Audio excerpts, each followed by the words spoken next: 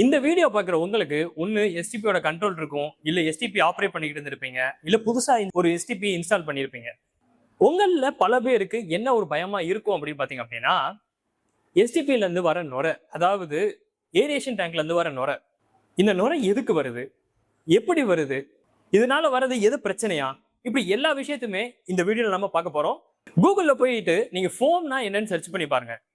அது என்ன காட்டும் அப்படின்னா, it's a mass of small air bubbles formed in a layer of the liquid அப்படின்னு காட்டும். ஸோ இப்போ இதோட மீனிங்கும் உள்ள எஸ்டிபியில் நடக்கிற விஷயமும் ஒன்றா இருக்கும். எப்படி அப்படின்னு நீங்கள் கேட்டிங்கன்னா, தண்ணிக்குள்ளே இருக்க கிருமியை வச்சு தான் நம்ம தண்ணியை சுத்திகரிக்கிறோம் அப்படிங்கிறது உங்களுக்கு தெரியும். எப்படி இப்படி கேட்டீங்கன்னா, உள்ள இருக்க கிருமிகளுக்கு நம்ம வந்துட்டு ஏரியேஷன் கொடுப்போம். அந்த ஏரியேஷன் யூஸ் பண்ணி அந்த இருக்க பாக்டீரியாஸ் வந்துட்டு அங்கே இருக்க பொல்யூட்டன்ஸை சாப்பிடும். அந்த பொல்யூட்டன்ஸை சாப்பிட்ட பாக்டீரியாஸ் என்ன ஆகும் அப்படின்னா, நல்லா பெருசாகி ஃப்ளாக்ஸாக வந்துட்டு உருவாகும். விச் மீன்ஸ் அது ஜாயின் ஆகி அது வந்துட்டு செட்டில் ஆகணுக்கு அப்புறம் நல்ல தண்ணி மேலே தேங்கி நிற்கும். அந்த நல்ல தண்ணி வந்து டீகேன் பண்ணுவோம் அப்படிங்கிறது உங்களுக்கு தெரியும். இப்போ பார்த்தீங்க அப்படின்னா இதே இதுதான் ஃபோம் உருவாக்குறதுக்கும் இதாக இருக்கு. ஸோ அங்கே என்ன ஆகுது, ஸ்மால் ஏர் பபிள்ஸ் எல்லாம் ஒன்னா சேர்ந்து ஃபோம் ஆகுது. இங்கே எல்லாமே வந்துட்டு சேர்ந்துட்டு செட்டில் ஆகுது.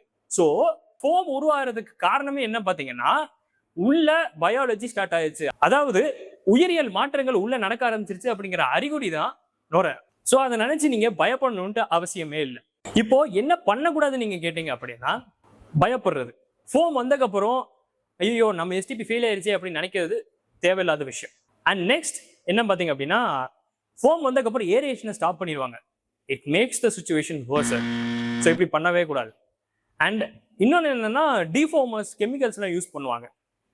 இதெல்லாம் யூஸ் பண்றதுனால ஒரு டெம்பரரியான சொல்யூஷன்ஸ் கிடைக்குமே தவிர பெர்மனண்டா சொல்யூஷன்ஸ் கிடைக்காது.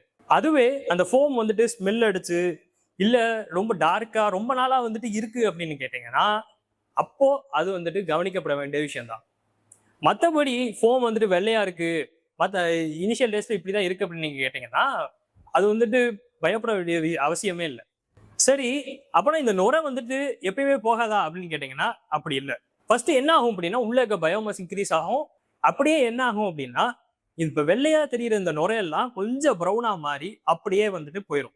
அண்ட் ரொம்ப முக்கியமான விஷயம் என்னன்னு பாத்தீங்க அப்படின்னா, இது இனிஷியல் டேஸ்ல தான் இருக்குமே தவிர, அதாவது எஸ்டிபி இன்ஸ்டால் பண்ணி இனிஷியல் டேஸ்ல தான் இருக்குமே தவிர எப்பயுமே இது வந்துட்டு இருக்காது. இந்த வீடியோல நீங்க ஏதோ புதுசா கத்துக்கிட்டீங்க அப்படின்னா இந்த வீடியோவை லைக் பண்ணுங்க, உங்க கருத்துக்களை கமெண்ட்ஸ்ல ஷேர் பண்ணுங்க. This is Shyam from Ecotech. Thank you.